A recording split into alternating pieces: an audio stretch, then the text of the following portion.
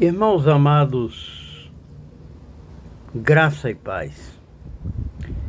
Nosso tema para este domingo na EBD é liberdade religiosa e ordem social. Claro que algo bem presente na civilização humana é a religião. E isso vem de épocas bem distantes. Por exemplo, componentes de uma tribo, de uma aldeia, de uma comunidade tinham como crença aquilo que o seu chefe cresce. Pensar diferentemente, inclusive, levava a sanções terríveis, possivelmente até a perda da vida. A imposição religiosa, então, se fez presente igualmente nas idades média e moderna. Liberdade religiosa só veio, na verdade, na Declaração de Direitos Humanos, na Declaração de Direitos, esse é o termo correto, no século XVII, na Inglaterra. Na França, com a publicação da Declaração dos Direitos do Homem e do Cidadão, foi garantida a liberdade de pensamento religioso, desde que não prejudicasse a ordem pública.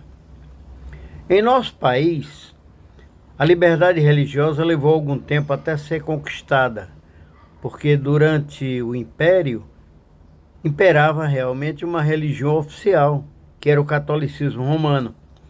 Hoje nós vivemos em um Estado democrático de direito, e a liberdade religiosa é um fato em nossa experiência. Deixe-me lembrar também que o artigo 18 da Declaração Universal dos Direitos Humanos é de 1948 esta. Ela declara que todo ser humano tem direito à liberdade de pensamento, de consciência e de religião.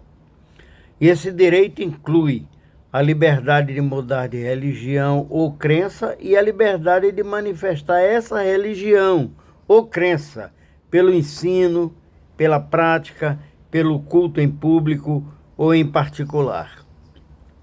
Desde o descobrimento do Brasil, a nossa sociedade esteve sob a égide do catolicismo romano, religião oficial, como já mencionado. Quem era seguidor de outra religião era vítima do chamado Tribunal da Inquisição. Portanto, inexistia no Brasil colonial a liberdade religiosa. Na época da monarquia, a Igreja Romana continuava a ser a igreja oficial, a religião oficial. Houve um pequeno progresso, claro, porque eram toleradas as práticas de outros cultos, desde que não saíssem dos locais onde eram realizados.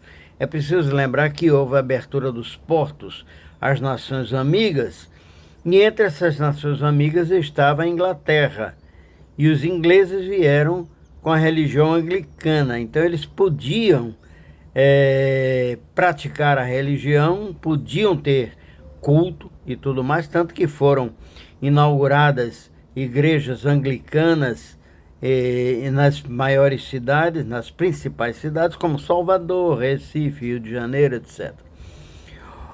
O baiano Rui Barbosa, ele disse que de todas as liberdades sociais, observem essa frase, nenhuma é tão congenial ao homem, tão nobre e tão frutificativa, tão civilizadora, tão pacífica, tão filha do Evangelho, como a liberdade religiosa. Que genial pensamento esse do nosso Rui.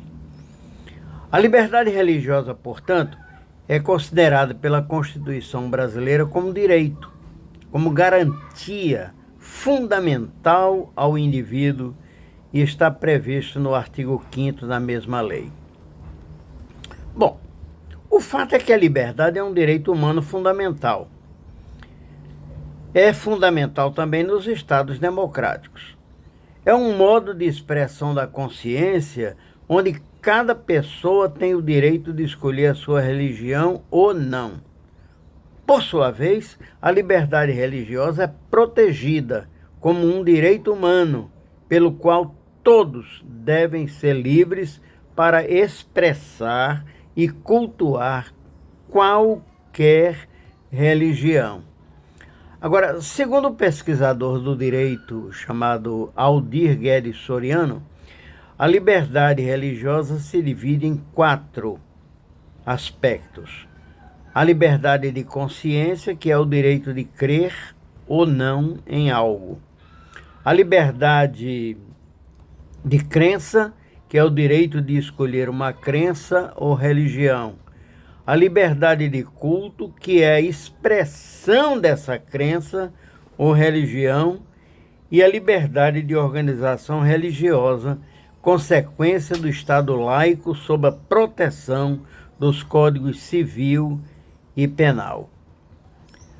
Os batistas estão entre os principais na luta pela liberdade religiosa, a grande custo e longo período de tempo. Carregamos em nossos genes, no DNA, a separação entre Estado e Igreja.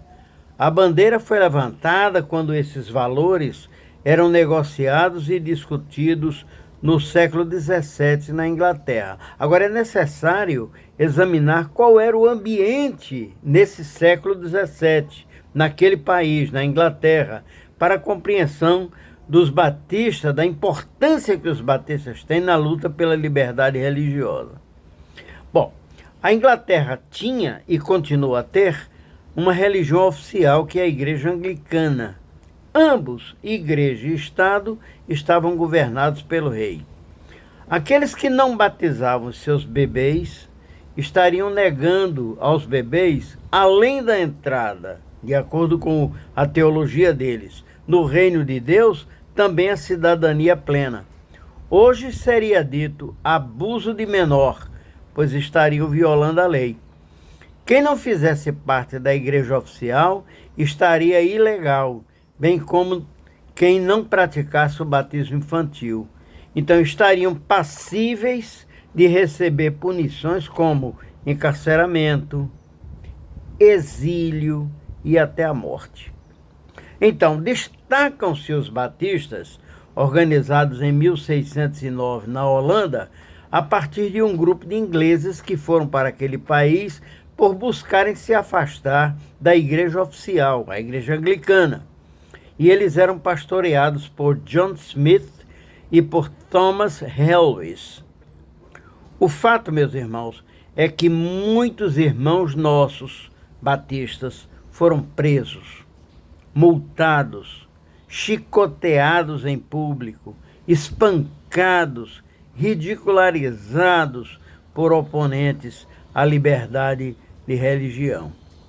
Então, quando os primeiros batistas norte-americanos, além de outras etnias, chegaram ao nosso país, ainda era o Brasil uma monarquia e a Igreja Romana estava unida ao Estado. As outras religiões eram permitidas em ambiente fechado. Mas por que os batistas estavam dispostos a pagar tão caro pela liberdade religiosa? Claro, a resposta está em nossas crenças fundamentais, e são essas as verdades que norteiam o nosso pensamento. A liberdade de seguir a Cristo, a liberdade de ler e interpretar a Escritura Sagrada, a liberdade para ser batizado e a liberdade de testemunhar e ministrar. Algumas vezes o Estado e outros grupos sociais tentam interferir na liberdade religiosa, querendo ditar os assuntos, os temas que podem ser levados ao púlpito.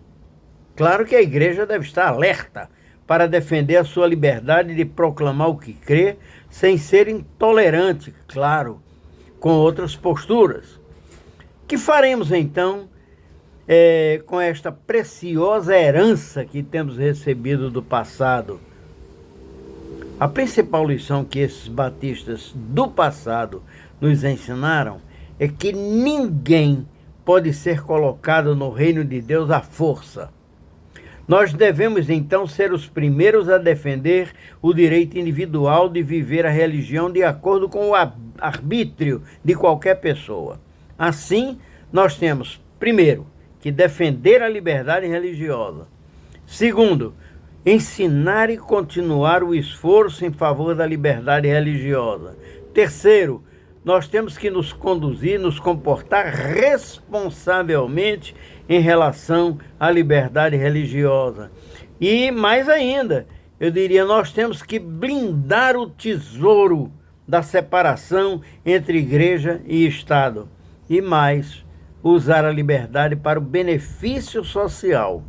Por isso, Paulo escreve aos Gálatas e diz: porque vocês, irmãos, foram chamados à liberdade, mas não usem a liberdade para dar ocasião à carne. Pelo contrário, sejam servos uns dos outros pelo amor. William Stepp, um autor americano citado por Pinson Jr., ele nos dá uma pérola de ensinamento. Ele diz: é impossível definir os batistas sem incluir a sua devoção ao princípio de completa liberdade religiosa. E com esse pensamento, nós encerramos a nossa reflexão neste momento. Que Deus abençoe a todos. Que Deus continue a derramar a sua graça sobre todos. Amém e amém.